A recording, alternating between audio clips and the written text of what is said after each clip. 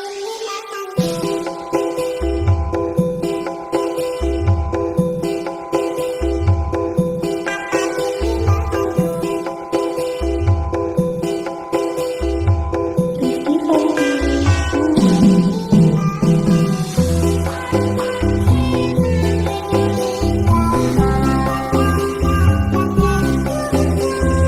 warahmatullahi wabarakatuh. Nama saya Wardana. Saya akan menceritakan proklamasi kemerdekaan Republik Indonesia pada tanggal 17 Agustus 1945 menjadi tonggak bagi perubahan kehidupan bangsa dan negara Indonesia. Sidang PPKI kedua tanggal 19 Agustus 1945 memutuskan Dejawatan Kepolisian Negara berada di bawah Kementerian Dalam Negeri. Pada tanggal 29 September 1945 Presiden Soekarno melantik R.S. Soekarno Djokrotiatmodjo menjadi Kepala Kepolisian Negara KKN. Jawatan Kepolisian Negara tidak dapat bekerja secara efektif karena hanya bertanggung jawab masalah administrasi kepada Kementerian Dalam Negeri, sedangkan masalah operasional bertanggung jawab kepada Jaksa Agung. Selain itu, lembaga kepolisian tidak mempunyai hubungan komando vertikal ke provinsi, walaupun kabupaten di tingkat karesidenan. Secara organisatoris kepolisian berada di bawah presiden. Demikian pula di tingkat kabupaten berada di bawah bupati. Kepala Kepolisian Negara R.S. Soekarno mengajukan pertimbangan kepada pemerintah melalui Perdana Menteri Sultan Syahrir tentang pentingnya melakukan perubahan kedudukan kepolisian negara menjadi kepolisian nasional. Pada tanggal 1 Juli 1946, pemerintah mengeluarkan surat penetapan nomor 11 sampai dengan tahun 1946 dengan keputusan mengeluarkan jabatan kepolisian dari lingkungan Kementerian Dalam Negeri menjadi jawatan tersendiri dan langsung berada di bawah Perdana Menteri. Agresi militer Belanda 1 dan 2 memberikan dampak terhadap kepolisian yang menyebabkan terhentinya pembangunan kepolisian karena polisi ikut serta dalam pertahanan di samping tugas kepolisian biasa dalam situasi perang tersebut. Tugas-tugas kepolisian yang pada umumnya tetap seperti semula, hanya mengenai pengarahan tenaga-tenaga kepolisian untuk tugas-tugas militer.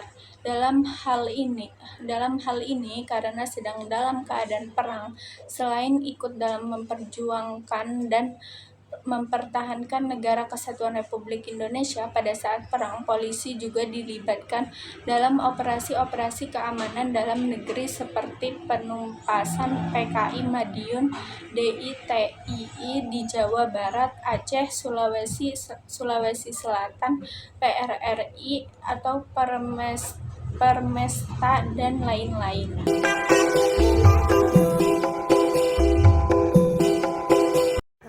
Assalamualaikum warahmatullahi wabarakatuh. Perkenalkan, nama saya Nabila Syukani Rahma. Di sini saya akan menjelaskan bagaimana sejarah terbentuknya NKRI. Sejarah terbentuknya Negara Kesatuan Republik Indonesia ditandai dengan dibacakannya teks proklamasi oleh R.S. Soekarno tanggal 17 Agustus 1945. Proklamasi itu juga merupakan rangkaian peristiwa yang melatar belakangi terjadinya kemerdekaan Indonesia. Bagaimana kronologis lahirnya atau terbentuknya Negara Kesatuan Republik Indonesia itu? Berikut ini rangkaian kronologis terbentuknya NKRI. 29 April 1945, BPUPKI (Badan Penyelidikan Usaha Persiapan Kemerdekaan Indonesia) atau dalam bahasa Jepang Dokuritsu Junbi Tyosakai yang didirikan oleh pemerintah Jepang yang beranggotakan 63 orang. 6 Agustus 1945, sebuah bom atom meledak di kota Hiroshima, Jepang. Pada saat itu Jepang sedang menjajah Indonesia. 7 Agustus 1945, BPUPKI kemudian berganti menjadi PPKI, Panitia Persiapan Kemerdekaan Indonesia, atau dalam bahasa Jepang disebut Dokuritsu Junbi Inkai. 9 Agustus 1945, bom atom kedua kembali dijatuhkan di kota Nagasaki yang membuat Jepang menyerah kepada Amerika Serikat.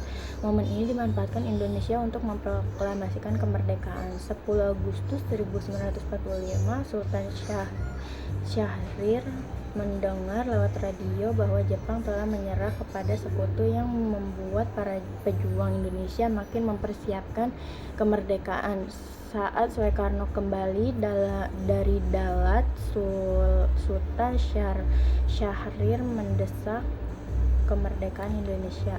17 Agustus 1945, Jepang benar-benar menyerah pada sekutu.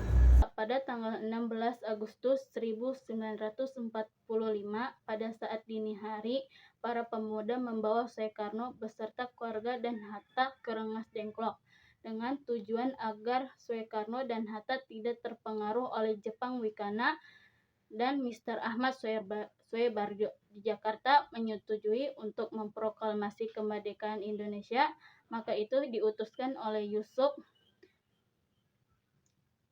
Kunto menjemput Soekarno dan keluarga dan Hatta Soekarno ke rumah Nishimura, baru kemudian dibawa kembali ke rumah Laksamana dan untuk membuat konsep kemerdekaan. Pada tanggal 17 Agustus 1945, pagi hari ini di kediaman Soekarno, Jalan Pengangsan Timur 056, teks proklamasi dibaca tepat pada pukul 10 WIB dan dikibarkan bendera merah putih yang dijahit oleh istri Soekarno, Fatmawati. Peristiwa tersebut gembira oleh seluruh rakyat Indonesia. Pada tanggal 18 Agustus 1945, PPKI mengambil keputusan mengesahkan UUD 1945 dan terbentuknya NKRI, serta terpilihnya Insinyur Soekarno dan Mohatta sebagai Presiden dan Wakil Presiden Republik Indonesia.